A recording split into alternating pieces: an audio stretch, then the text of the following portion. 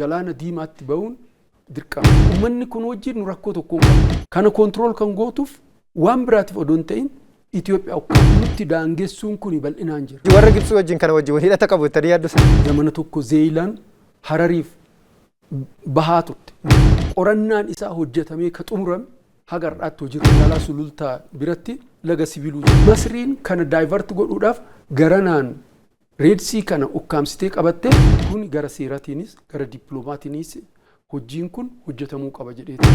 Itoophiyaan bishaan galaana diimaatti ba'uun dirqama. Dirqama seenaatis.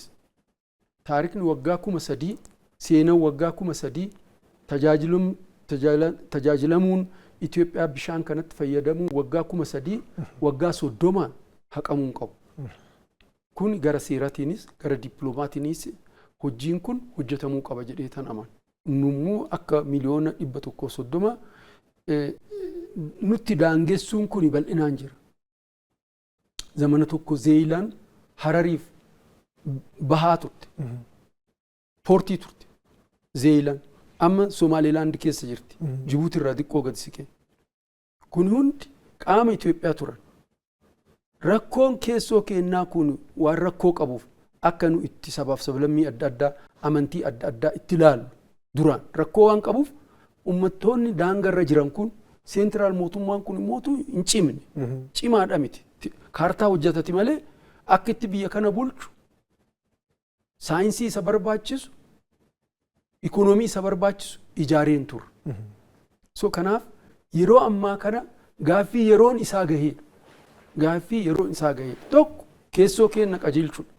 Lammata sabaaf sablammii naannawa kenna jiran ka Itoophiyaa keessa jiranis ka Itoophiyaa ala jiran wajjinis nagaa uumu. Uummanni kun wajjin nu rakkoo tokkoon qabu. Rakkoo kana kanutti uumaa jiru nu galuu ka qabu waan biyyi Masrii hojjettudha. Kun amma iccitiidha miti. Masriin Arab League ka jedhamutti fayyadamtee reedsii kana galaana diimaa kana Suez kaanaal irraa kaaftee haga Baabeel Mandabitti kontirool godhuu barbaadde. Kana kontirool kan gootuuf waan biraatiif odoo hin ta'in Itoophiyaa ukkaamsuuf. Bahaagalli Itoophiyaa akka dhabamuuf maaliif bishaan galaana laga Abbayyaa waan misoomaaf nu achirratti hidhaa lagaa achirratti waan ijaarreef hidhaa haa ijaarru malee bishaan hin deemu jechuudha. Bishaan deemaa jira ammayyuu deemaa jira. Isaaniif deemaa jira. Maalumaaf achitti taffiftanii maaliif Itoophiyaan taffiftee waan kana maaliif hojjettee xiiqii saniitiif yeroo dheeraadhaaf mootummaaleen biyya Masrii irratti yaadanii dabraa dabareedhaan Jamaal Abdul Naasir ka jedhamu pireezidaantiin isaanii bara 50 bara 60 jalqaba irratti ture bara 50 keessa natti fakkaata kaalendara amma sirriitti yaadadha. Namni kun fudhatama qaba ture. Namni kun Aswaan Daam hidhaa laga Abbayyaa gubbarratti bakkee Aswaan jedhamutti ijaareera. Haaya Aswaan Daam jedhama.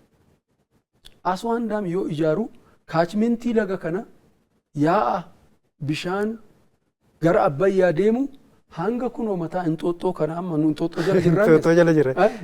Mataa Inxooxxoo kanarraa deebi'a.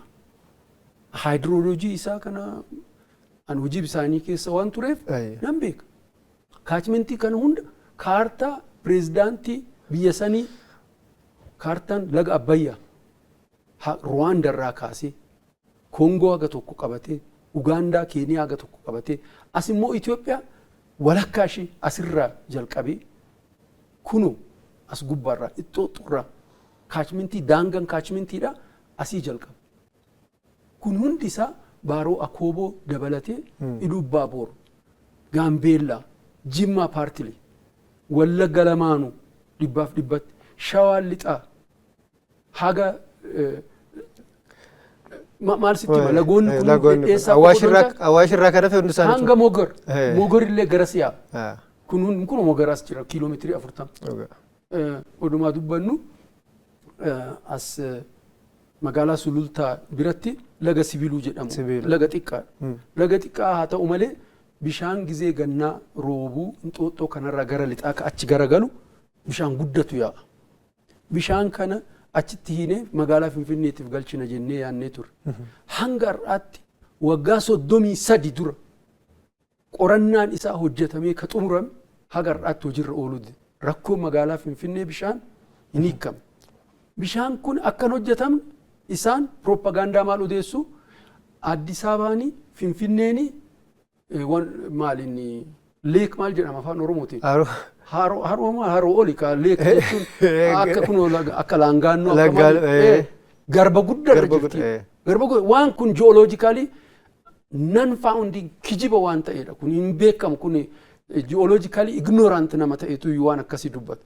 Sira asfetsaamii EPRDF irratti ka'e. Haroo taati jedha?